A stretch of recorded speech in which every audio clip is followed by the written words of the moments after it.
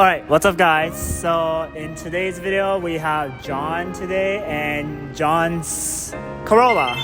Yeah, so you guys remember this video I made about John and lowering his car, and we got a lot of views on that. And today I was with him and I was like, why don't we make an update video, because it's been a year since we filmed that, or almost a year, and he done a lot to it and a lot of transformation has been made. So I mean, you guys can probably already tell there's so many things already done to it. So we're gonna go by, break down and do a little walk around video. So yeah, let's get right to it.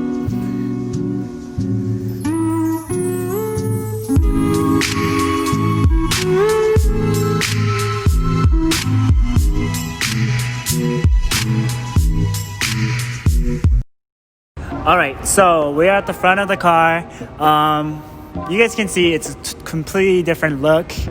Previous look is kind of like this, and he had a stock look, which were kind of like a little light and a grill and a light. But now with this new look, it added a little bit more texture. So yeah, what exactly you done to it? So what is this car? What is this from? What car is it from?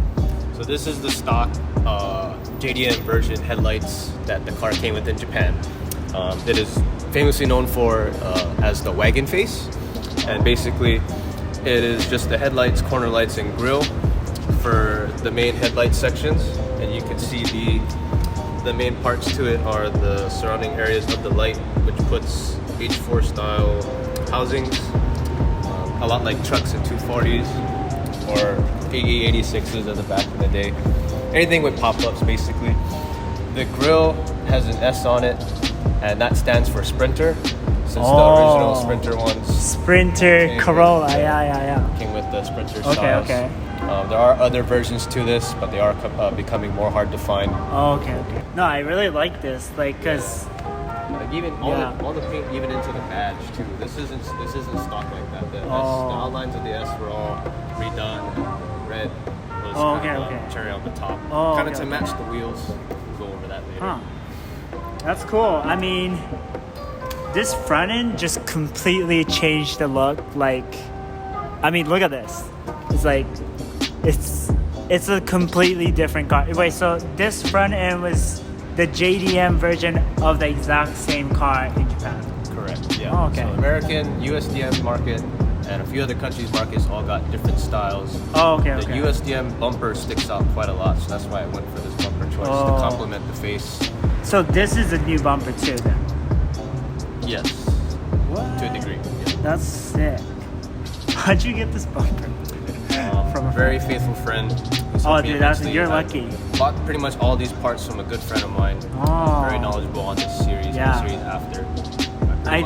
I think this look is super different. I've never seen it before, so I think it's super cool. There's only one other car on island that supposedly has this front end, and I have yet to see it. So as far as I know, I'm the only townie guy in town. Yeah, that's cool.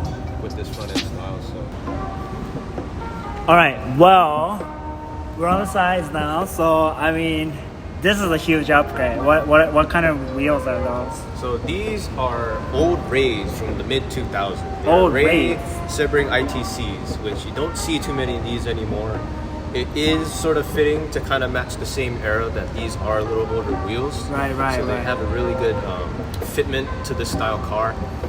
I could make it a little more flush with the spacer, but these are only 15 by 6 halves. 15 by 6 halves. And plus 25 offset. Plus 25. So they fit pretty well. They don't stick out. I don't have to worry about curb rash. I do have another set of Momos that are being refurbished right now, and hopefully we'll get that done someday. They are in pretty bad shape, but I'm hoping that we can get them really going. If not, we'll never have them. And then tires are... These are Toyo Proxies. 185, 55. 185, 55, 15s. They fit the fitment really well for this car.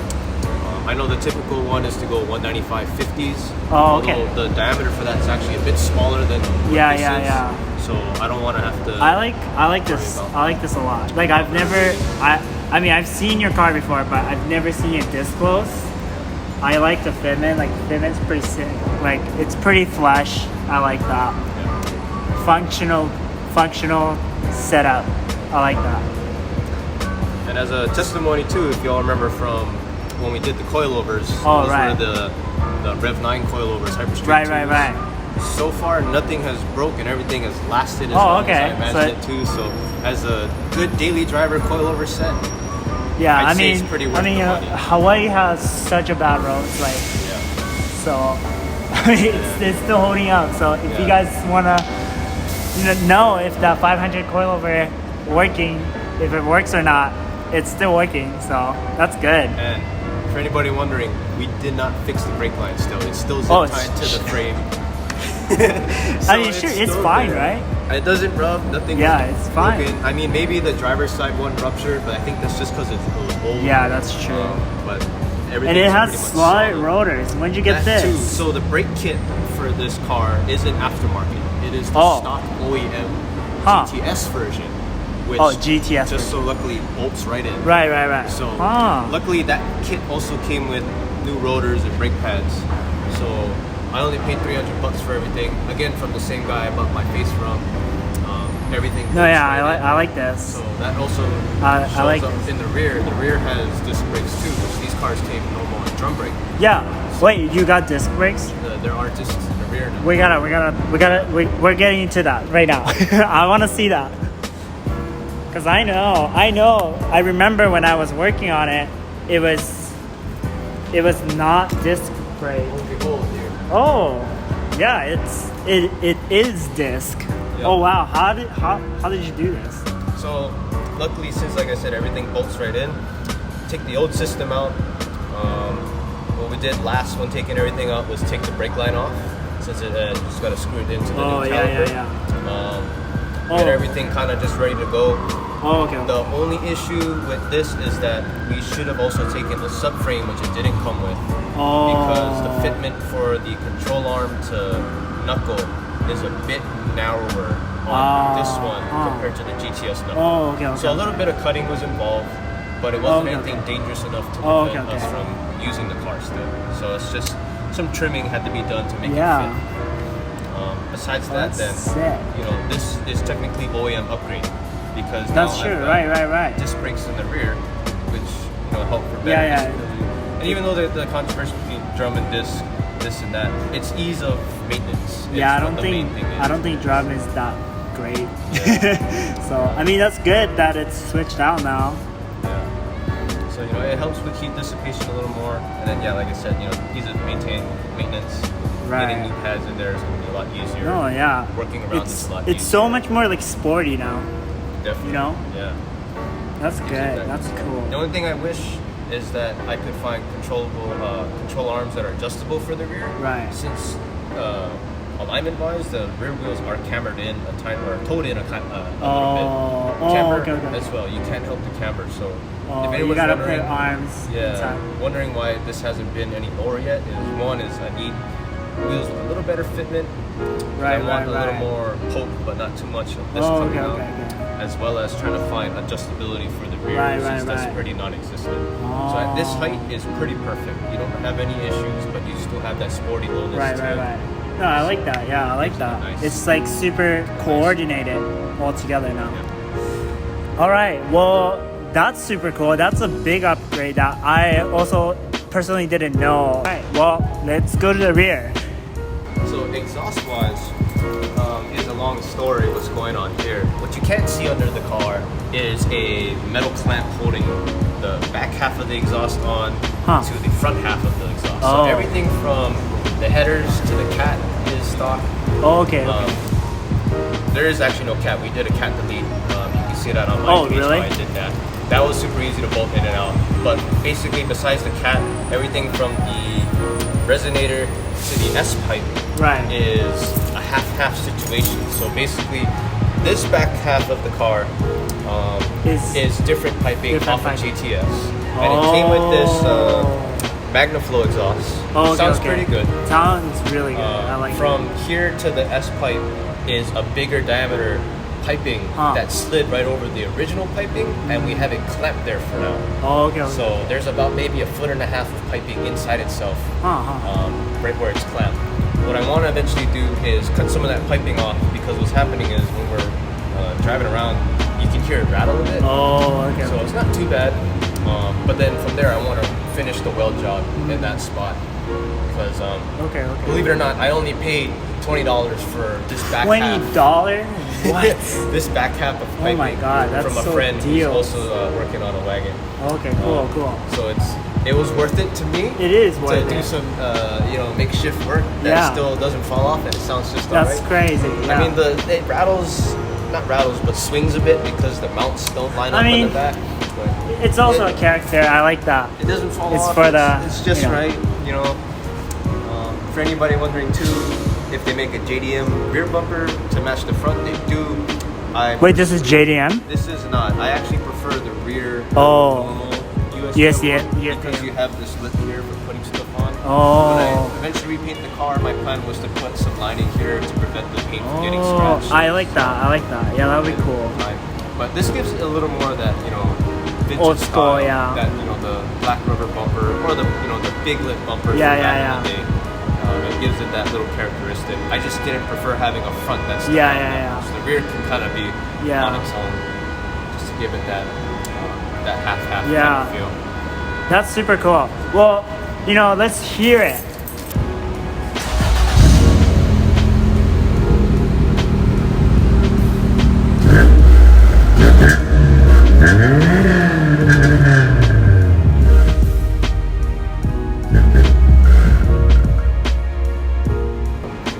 Well, interior, I really like them. I love the steering wheel. It's by Personal, and yeah, it's super, I like this vintage look a lot.